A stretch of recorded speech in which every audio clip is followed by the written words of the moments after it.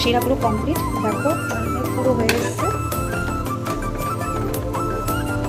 এবার এটাকে নামিয়ে নেবো, আর একটুখানি পরেই নামিয়ে নেবো।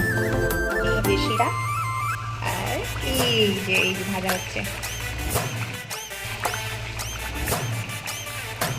ভাজা হয়ে গেছে দেখো, একদম লাল করে দিয়ে। এবার এটাকে এই শিরার মধ্যে দিয়ে